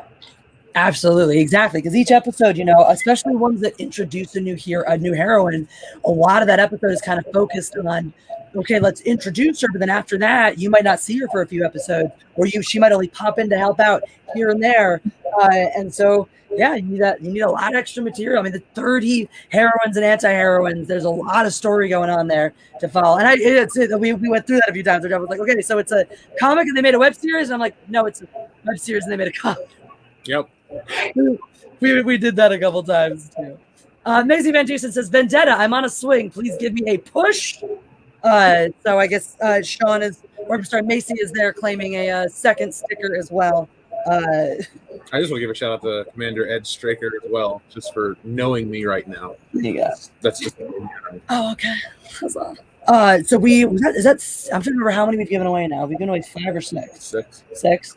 It's Macy, Sean, Phil, Roger, Greg Kirby.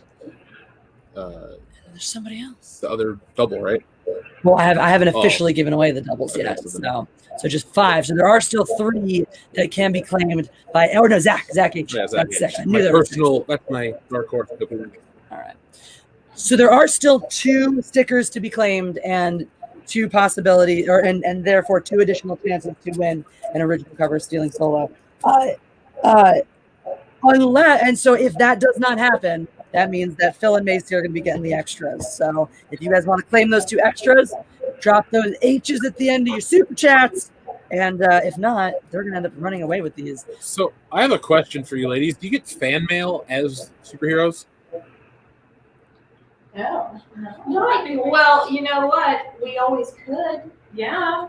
There's room for it. Because I was getting like a classic vibe from the show. And like if you read the old Fantastic Four, Johnny Storm would get fan letters and stuff all the time. So I was like, I wonder if people write the Heroineburgh people in the same way, since it's that classic style. Yeah. That would be awesome. That would be cool. I think I'm still a little bit new. So I don't know. That actually could be a really cool. That would be a fun video segment for you guys to do. Actually, is like the heroines sit down and read their fan mail. That would be so much fun. So there's a shot of the new Dark Spectra in action with your laser beam. Very nice. So I'm just going through a couple of production photos here. We saw a lot of Vendetta in action earlier. So this is really giving you a sense. I mean, literally every single one you can see as we go through here. Every single woman who shows up in costume, full makeup, no corners cut. Oh, and this was Spectrina. This was the good girl costume. I just want to point out though, this one, because I was there on that day when I was there on that day when we shot it. And not only is it pivotal to the character, we got a chance to use a site-specific artwork where it was like these turntables, but they were like these prisms, and it was just so perfect for the character. And then we're watching the other villains like spin them around, and it turns her into Dark Spectra. Mm. It was so wild and it turned out so gorgeous too. Wow. Yeah. That's awesome. I love I love production. I love production, Deets. Liam Neeson's chin says I'm hitting like I was now. just thinking, I'm loving it. Liam Neeson's chin has graced us with his presence. Thank you, Liam Neeson's chin. Thank you, Liam Neeson's chin, for being here. It's important that you are. You're the best chin in The Phantom Menace. You are. You're the best chin in... Well, no, Harrison Ford's the best chin in Star Wars. He's got that scar. But you're the second best chin in Star Wars. Why am I talking to the mic? I don't know. I just like pointed at the mic. I'm like, you right there. What was I gonna say? Oh, I do have one more. We do have fan mail. It's actually female. FEMAIL. Nice. For I can't remember. Arogia. Arogia. There we go. It was for Arogia. Hello, thank you for all the work you do with Heroineburgh. My favorite superheroine resident of Heroineburgh is Arogia. Here's some fan art, and basically some really fabulous fan art, which I don't know if you can necessarily see. Can you see it? Right there. Here, let me pull it up. Let me pull you up big so we can see it. Oh, yeah. I love it. Yeah. There we go. So fun. Yeah, but we got we did get someone, and they did some pretty solid artwork, if I just say so myself, from New York City. That's so cool. Yeah, let me I'll get a close up of that. I'm gonna hold it up over here. Yeah. So there's the There we go. Yeah. there we go. That's too cute. That's so precious. So there you go, guys. All right, you can go drop them a line, and maybe you'll be the featured female in the next comic. So that's awesome. I love it. You can see these great stills here. Oh, this is the two of you going up against each other, right? I think it was the one we just saw. Still, we got. Or where am I? Oh wait, hold on. I'm still in. There we go. There we go.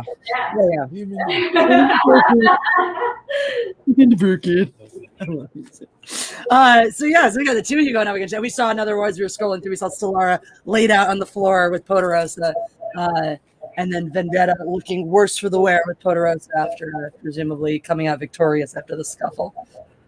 Felt bad there because I was like, I was flubbing my line a little bit, and you had to be down in that hunkered position for a while. I was like, I gotta get this. Well, you just killed me already. Just kill me already. Just stay down. It's fine. I'll figure it out. One of my favorite parts, actually, I think one of my favorite parts of the entire series so far was the scene when the heroines are when they're having the big superheroine panel, and they're like, oh, well, what do we do? And then they all, as well, it might be when they go to fight each other, and some of them end up going out to go fight other people. They're all kind of running and scattering at once, and it's just all these shots. Yeah. I was just thinking about that scene, like literally right before you said that, because it was really fun to film and to be in the room with all of the actresses. Yes, otherwise we don't really get to do. We're mostly just in our scenes together, and filming is always like, hectic, and you're doing it, and it's exciting, and to get that chance to bond a little bit more with the other heroines was a really cool scene. Yeah, not just in the scene, but hanging out all together, while we're doing it, but also the mask too. It was such a fun roll call moment of bringing everyone together and like, all right, well, here's what you bring to the table, and here's how all these pieces are going to fit together. And then it all just evolved into these amazing shots of these powerful, badass women running around in these ridiculously impractical heels. And that was the like that. Yeah. I love them. I love them so much because I like, it's so classic. Like you hear everything today is wrapped up in these conversations about, well, women should wear more clothes in their superhero costumes to be more powerful, or less clothes to be more powerful, or heels to be more powerful, or flats to be more powerful. They should look more like men. They should look more like this. They should more like that. And it's so great to see a show that just goes, well, here are some classic looking old school style female heroes exactly the way you'd expect to see them. And that's like a beautiful thing. And what part of why the show, I think, is so... Oh, I'm not going to think it. Why do I show? Like it's everything, right? You have room for any message you want about social change, environmental change, whatever you want to put in there. You have room for every diverse character from every walk of life, and you still have room for the male gaze. These things aren't mutually exclusive. there's still totally 100% room to go. And yes, we took these powerful, strong, independent women from every walk of life and every background, and we stuck them in sexy clothes and put them around in heels. Because guess what? Women are gorgeous. We are beautiful, powerful, badass, tough, sexy creatures, and we get to be all those things. We don't have to pick. We don't have to No, I think that is what is empowering to some people. Feminism has so many different tones to it, and at least for me, feminism is inclusive to all of these different ways that any woman or person who feels feminine would want to be. And I think that this really embraces that. Well, why don't we take it to like a psychological? I mean, I'm not going to get too far, like my head too far up my own ass, but here. But I mean, there is something, you know, on a psychological level, there is something powerful about being attractive as well as, you know, having physical prowess or having mental prowess. You know, there's something to be said about that. And you don't have to sacrifice one thing, like, you know, you don't have to sacrifice physical attractiveness or mental agility or anything in favor of, like, you know, pure brawn or pure brains or pure beauty or something like that. You can be like a multifaceted person, and that's what's kind of fun about what we're doing is that, you know, it's multifaceted. We can be sexy as well as we can, you know, give as well as we gather. What do I want to say? We can kick ass. Yeah. What I want to say. You know, you can be attractive and kick ass, and it doesn't like denigrate like your ability as a superhero or supervillains. And it's very sensitive, like woman to woman. Like some women feel more comfortable, you know, in the full power suit. Some women feel more comfortable with less on. Some women feel more comfortable with heavy makeup. Some women less makeup. And you know, it's not one particular definition. It's just whatever your personal. It's you harnessing your own power and finding what makes you feel like a badass. You know, not having it like pushed on you, but like whatever you feel, you know, personally makes you the most powerful. Exactly. It's not about trying to tell people what is not okay to be. It's about letting people know that everything is okay. Whatever. Yeah, that's it. Yeah. That's why I always like to frame things. Like anytime you catch yourself in a rut of trying to say like, if any of your line of thinking takes you to excluding people or telling people what they can't do, then it's not good. If it takes you to, well, I may not agree or I may not like it, but you get to do you and I get to do me. If your conclusion is we all get to be ourselves, then I'm always pretty happy with that one. That's my favorite conclusion. Now, I just wanted to ask, as I did receive an exclusive still from the photo shoot from earlier, but I don't know if I'm allowed to share it with the public. Is that one I'm allowed to share? We're down. You can show it down. What'd you say? Yeah. Oh yeah, Yeah, you can show it. Yeah, you can show it. All right, cool. Because this is a great one of Dark Spectra here, from just earlier today, if I'm not mistaken, right? Yes, I've been Dark Spectra for like hours now. I had a class on Zoom. I'm taking this RPG writing class, and I was like, well, it seems like the perfect class to wear my costume during. There you go. Yeah, but let's see it. I haven't seen it. There you go. Oh, that we're looking cute. That's a cast shot. That is a fun shot. Of course, people who don't ordinarily get along because we got a hero, a villain, and a camera guy. Who spoilers in case you left off on episode 18 clearly survives his gunshot wound. That is the same guy who gets shot, right? Yeah, at Poderoso. And also, the other heroine is the new Devana. Yes. So is this her debut here? It's her debut. There you go. So this is the new Devana. If you're into that character, she's an MMA fighter, I believe I read. So a whole new level of badass to that character. Yeah, I was gonna say we got a bunch of fighters. You're kickboxing and MMA, and I'm a black belt, and we got a bunch of fighters. Badass. I do Krav Maga, so I'll fit with them. All right. And Erica, you haven't said anything about these two bands that you're purportedly in that I would like to know a lot more about because I'm a musician as well. So love to tell you about my band. So I have two bands. One is called Working Breed. That's like if you're at the dog show, there's toy breeds and there's like whatever different breeds. Working Breed. Working Breed. And it's art rock. I play trombone, trumpet, musical saw, all these things, and I just have them around me on stage, and I'm the lead singer, and songwriter, and of course I write the songs with my band too. Everybody's involved, but there are a lot of them are like my interiority all over the stage on my audience. And you never know what I'm going to pick up. I just start playing all this stuff, and we incorporate jazz elements, and because we have those other instruments, we can kind of like play around with genre bending. So we just had an album out August 2019, and 3.5 years to finish it. Blood, sweat, and tears. So perfect timing just before the pandemic. And time to not tour for it. Yeah, but we have a lot of fun with that band. And then I have another one that I spun off. I started learning acoustic guitar to kind of connect with my dad, who passed away. He was like this awesome singer-songwriter and power pop punk guy from like the 80s, and he's just like, I idolize him, and I was like, I'm just gonna try to play the guitar. I suck at it. I started writing songs with it. I get better. I'm terrified to do it. I got some guys to play with me.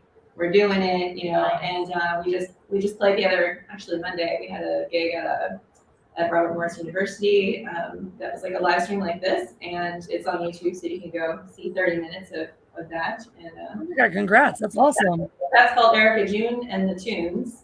Erica June and the Tunes. I gotta do the tunes. Yeah. So it's nice. It's nice to have two bands, because if one can't do the gig, then I got another one. There you go. Yeah. You got a spare, Working Free's not available, but Erica June and the Tunes is. You might like it.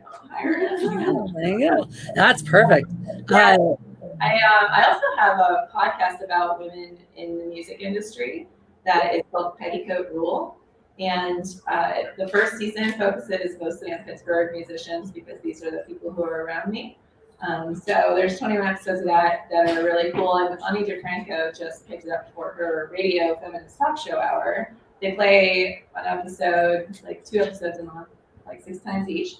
So that's really cool. So that's getting Pittsburgh female musicians outside of Pittsburgh a little bit more. And so I'm going to start a new season with some new things going on, and I'm really excited. And I've talked to some people who aren't even from Pittsburgh that are like in the movie industry and stuff like that. So try to get more Pittsburgh girls out there, and then like interview other people too. Just because I love creativity. Where does it come from? What is it? How does this stuff manifest? It's so great and wonderful, and it's just so cool that we can make these products of our brain.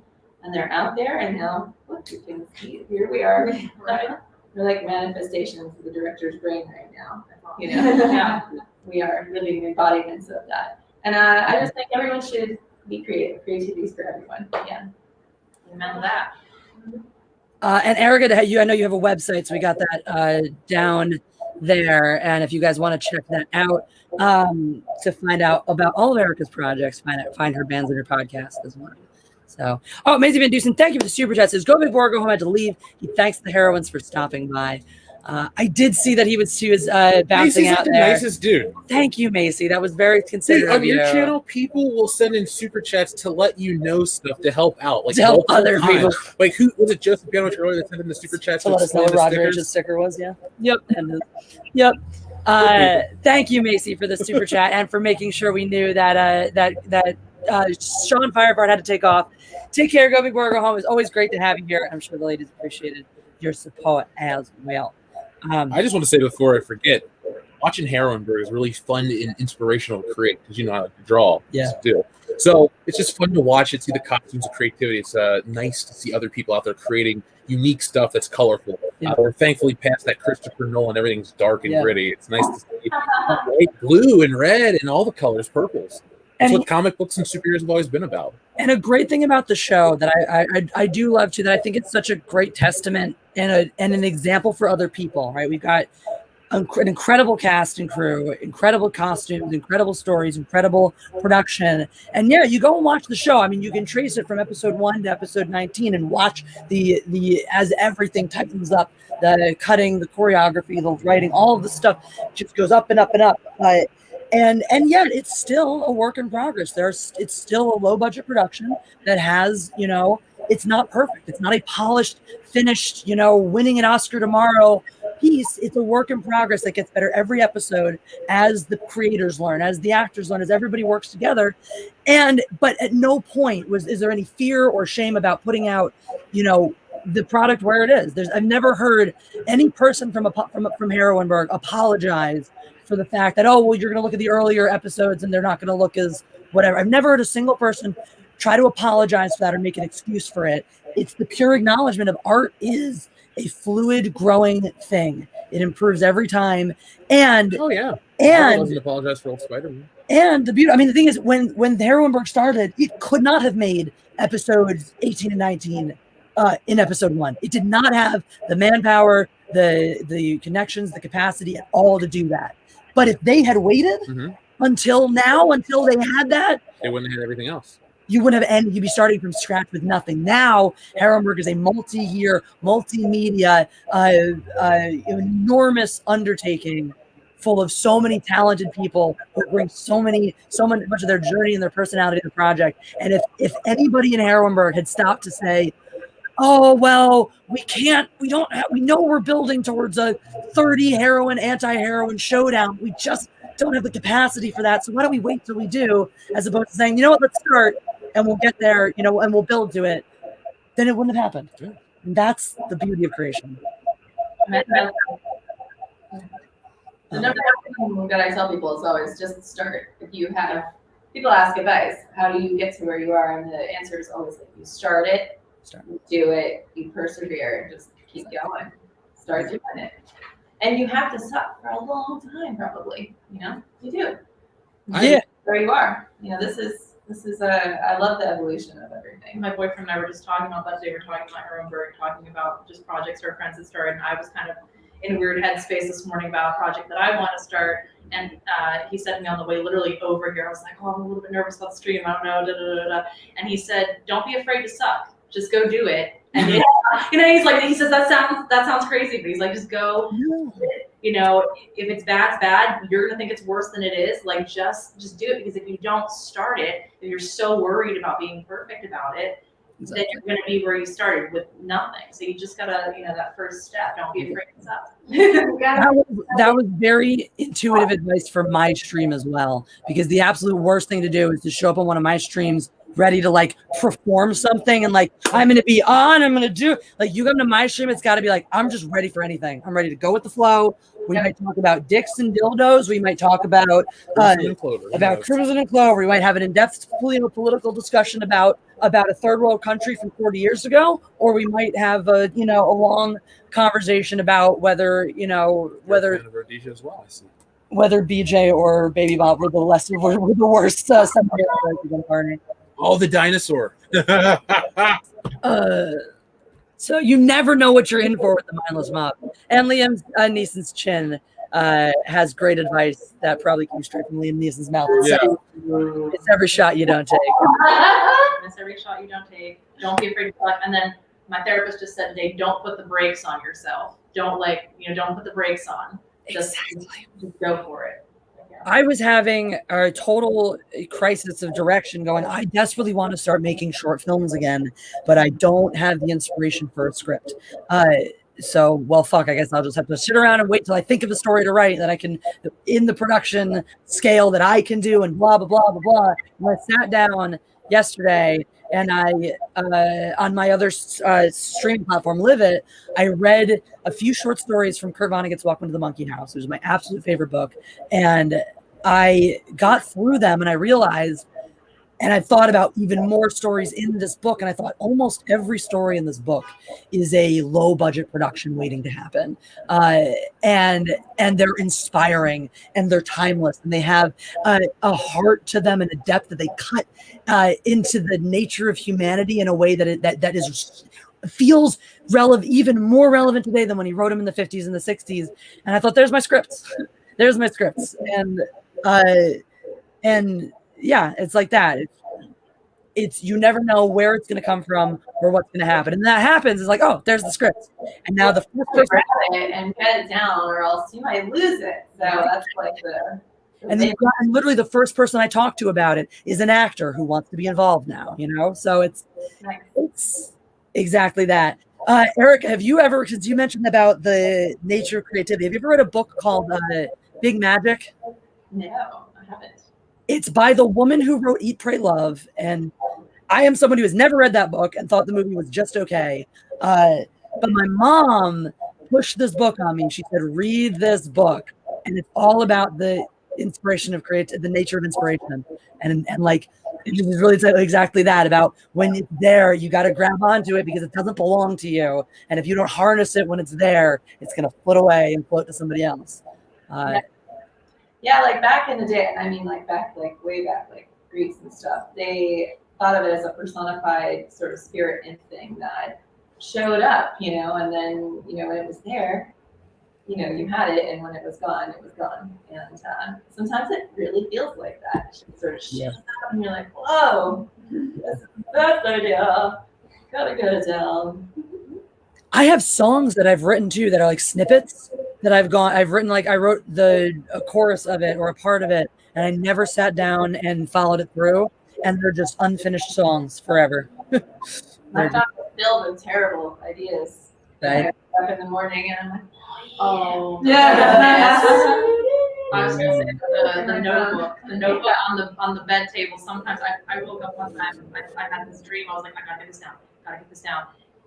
Put it down, fell asleep. Woke up in the morning. I was like trying to think of a horror idea for like a horror story, and I think I wrote something like, what if our eyelashes were alive? And I was like, what is this? And I like threw it out and like, oh no, you found my cosplay, my goodness. Oh my goodness. By all means, finish the eyelashes alive. Did you figure out what you meant by that? Because I want this one. No idea. I think like the thing was, I was like, oh, it's so close to your eye and you can't escape it. And it's, or maybe I just had gotten an eyelash stuck in my eye in the middle of the night and I was trying to work something out. But I had there's somebody whose podcast I was on. They do a Bat Minute podcast. They do every Batman movie a minute at a time. And this one are all of our exchanges that are not about Batman or the podcast are all about how my hair is it has a life of its own and it's going to rebel against me and kill me in my sleep. So you're on to something that idea is clearly floating in the world. Yeah. My favorite take on it was Mitch Hedberg, my favorite comedian, who one of his jokes was, when I think of a joke sometimes in the middle of the night, like if I'm on the road or in a hotel or something, if I wake up and there's no pen and paper, I've got to convince myself it wasn't that funny. Matt Decker says, I'm trademarking this. Just do it. Just do it. I've done that before. That doesn't sound familiar at all. No, I can't. That's my motto. Just do it. What would you? Or do it now. Yeah, because that's how you get stuff done. Well, just do it. Feels like it would apply to shoes somehow. I don't know. Yeah, I'm getting this sneaker feeling from it. I feel like the sneaking. I'm getting a sneaking feeling that you're going to run into issues trying to trademark. Greg Kirby says, talk about dildos since when was that Anna's thing? Ha! So apparently I missed this on the High Council last night. My friend Anna, who's usually in the matriarchy with me, was just going on and on about superhero dildos for like an hour. This was impressive, Marty. Yeah, Anna was obsessed with the Hulk, the Avengers, the C-3PO one. We looked through all of them on the show. We even did the Darth Vader one. She's like, that's not the good one. I'm like, oh, Anna, you know there are tiers of quality on this show. It's like I don't know if it's. Are they? Well, I don't think they're official. Yeah, I don't think they're official. I hope they're not official. Do they have data? Just asking for a friend. He's fully equipped. Yeah. And then probably correct. That got me. Yes. So Casey, we're gonna have to get a little more context here because right now it's been labeled. It's a cross of Charlie Brown and the Wasp and Tinkerbell. Oh my gosh! Thank you. So that is one of my very first cosplays ever. My friend's mom helped me sew that because I am not a seamstress. And I am there as Janet Van Dyne, the Earth's Mightiest Heroes animated series version, because I loved that series. I know it was kind of it came out later than, I was already kind of a little bit grown up, but I was still oh, this reminds me of the 90s series that I love, the Justice League cartoon and things like that. And so I just really loved her look in that. So I was very specific about, I want the armbands, I want the gloves, I want the dress that she has and things like that. And one of my best friends from childhood, Mike Arturo, his mom, Cindy, was just made that happen. And my little radios are made out of, I think, those click lights that you like stick to walls and stuff. And my dad helped me like do like chopstick. Like that was my very first cosplay like ever. And my best friend, Erin, is there as Mayday Parker, and just like we're just, that was our first experience. We went to Teco back in 2014, I think, and I fell in love with it hard. And so, you know, and it wasn't perfect. Like I had like these giant wings that were stuck to my back with body tape, and like they survived the whole day until the very end. They fell off, and my friends were like sticking their like Coke bottles and their IDs to my back. So with bodies, we would go into 18+ panels, and I'd turn around. They'd be like, "Oh, can we see your ID?" And I'd be like, "Oh, there it is." So it was. Oh, there's all of our parties right there. All of our parties, just check, you know, go down the list. But I'm so glad. I don't know how that picture was found, but that's one of my favorite photos ever. It's just like baby Casey trying to jump 45 times to get the right shot to make it look like I'm flying. It is a great shot you took, though. Honestly, it's a great action shot for. I mean, it really highlights like for all of the issues you took us through with the costume. None of those are visible in the picture. Really, so that was your first one. I'm sure it's only gotten way cooler since then. I try, it's just, I always remind myself, like, there's no wrong way to cosplay, whether you can make it yourself or whether it's just, like a closet cosplay or whatever. If you feel like you're connecting with that character, if you're having fun, it's about the love of it. It's not, I know that sometimes there's a little gatekeeping and whatever, but I think that if you feel comfortable, if you feel confident and you feel that connection, that's what matters. Exactly.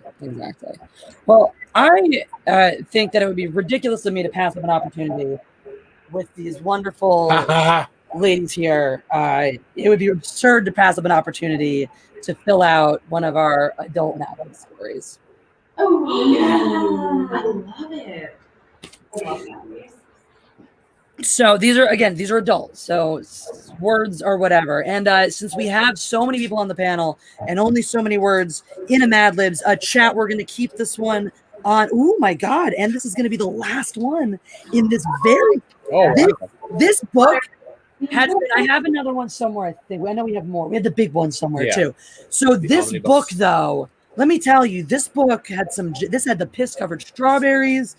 This book out of context is gross. This book had the transvestite piss-covered strawberries. This one had Cupcake the transvestite station wagon with truck nuts. And she's part of a TV show in which Nathan Fillion and The Rock ride around in her to various restaurants reviewing them.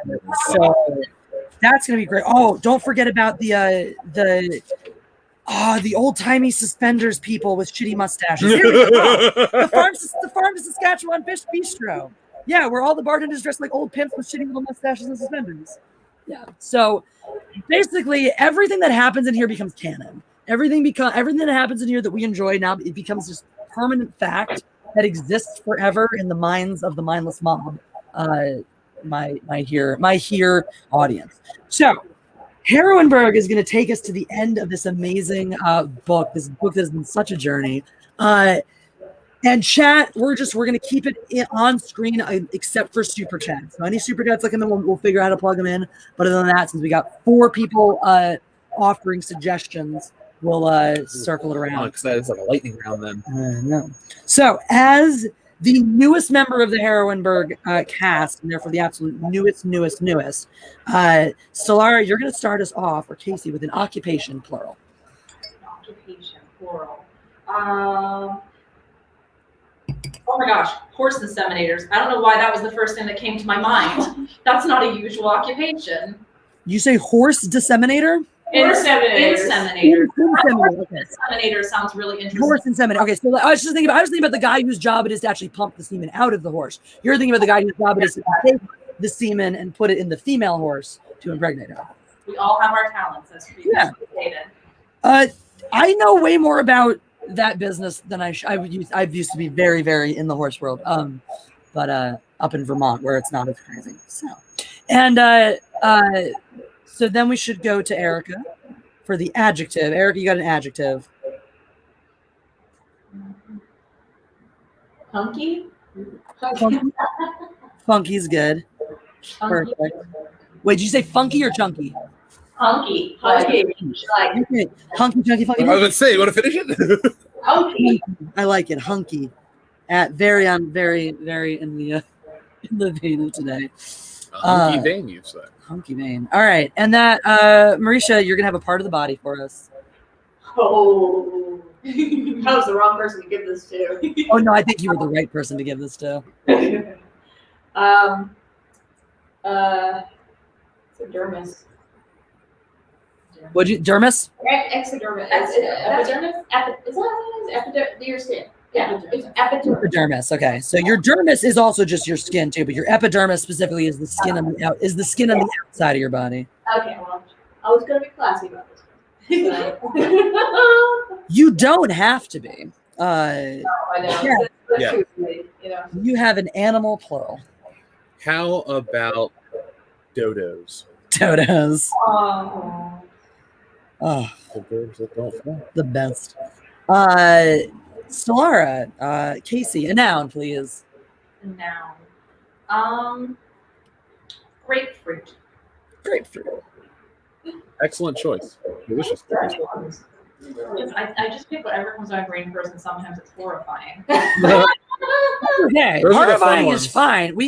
Greg Kirby really wants someone to use anal volcano. So, like I said, there's no need to keep a G. Where are we next? Okay, so Erica, an adjective, please. Creamy. Creamy. Creamy. I gotta project. Creamy. There we go. Yeah, sorry, with the distance when you say it just in a regular voice, I'm like, "What?" You just gotta shout your scary words at me. All right, Marisha, noun, please. A noun. Noun.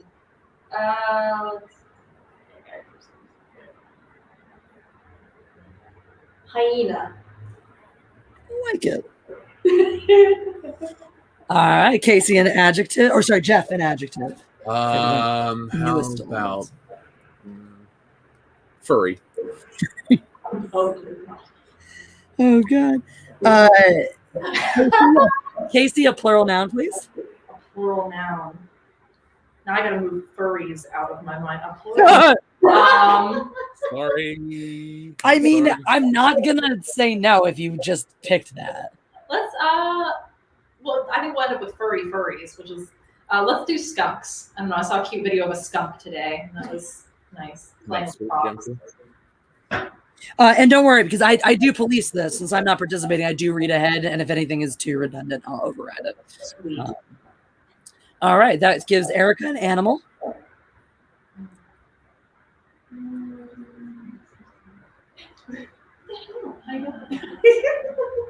Scorpion fish. Scorpion fish. I dig it. Scorpion fish. Good real. We have so many animals. Like, there's been 2 animal suggestions in this puzzle, and then like 2 of our now. We have so many animals in this puzzle. I love it. Or in the story. All right, Marisha, a noun, please. Rutabaga. It's so much rank. I think I chose good. It's such a. I learned the word rutabaga from the 100 Acre Woods. Fucking Rabbit grew rutabagas and used to bitch about everyone messing up his rutabagas. Wait, And, Rabbit was a man? Rabbit was a dude. Oh. Yeah, I learned that like a way late in life. Oh, I thought Rabbit was a woman. Yeah, I learned that way late in And that life was too. her daughter or something. No, that's Kangat and Roo. You're thinking of Kangat and Roo. Oh, Rabbit's a dude. I thought Rabbit's that a was a grouchy woman. dude. Oh.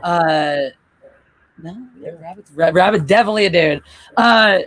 You were happy, right? But that's how I learned what rutabagas were, and now I use them for soup because they're delicious. Eeyore's depressed. Yes, Eeyore's definitely depressed. Who are we on? Okay, Jeff. I just did furry, and then we. Yeah. You're so it's back to Oh, you. back to me again. Okay. We're bending an ing. Fucking. I always use it. Every time it's an ing, it's just the easiest. Like, how do you not go to that? Fucking. It's just fun to say too. All right, and Casey, you're gonna close us out with an adjective. An adjective. Slippery. Mm-hmm. All right, so we just wrote the wine zodiac. Oh. The wine. Yeah, we just wrote the definitive. Should we toast before you even read We it? should. Wine Zodiac Killer. The wine zodiac. Jesse is the Ted Cruz of wine aficionados. All right, guys, are you ready? Ted Cruz of wine. Are you ready to learn all about what your choice in wine says about your personality? Oh, yeah. All right, great. You are what you eat, so the saying goes. However, a team of horse inseminators recently discovered that your choice wine reveals more about your personality. Your what? More about your personality. Why is this a job for horse inseminators? Why isn't it? Answer me that one, Batman. This is amazing already. For instance, Pinot Grigio drinkers seem a little hunky at first, obviously. But once you get to know them, you'll realize there's more to them that meets the epidermis. Well, that's good. That's Very nice. It really works. You're like, that works. Sauvignon Blanc are social dodos. That's what we're drinking right now. Dodos, all right. They're the kind of people you'd take to a grapefruit if you want to have a good time.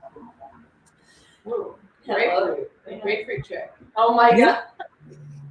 Ironically, though, grapefruit, one of the prominent tasting notes in Sauvignon Blanc. There you go.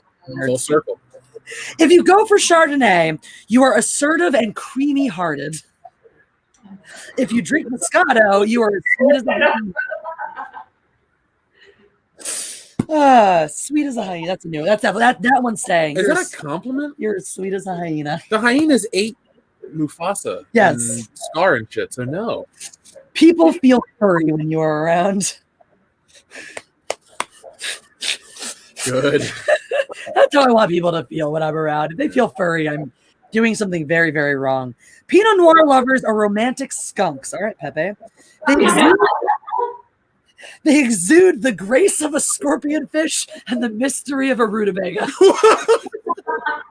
Don't we all? That's you have the grace of a scorpion fish and the mystery of a rutabaga. Scorpion fish. I'm gonna start saying you have the grace of a rutabaga to people. Fuck it, I'm stealing that. Cabernet Sauvignon aficionado, you are dominant and used to fucking your way. Yeah. And beware of Shiraz groupies. They are the slippery kids who will get you into trouble. The next time you meet someone, don't ask what their sign is. Find out what they drink instead. Nice.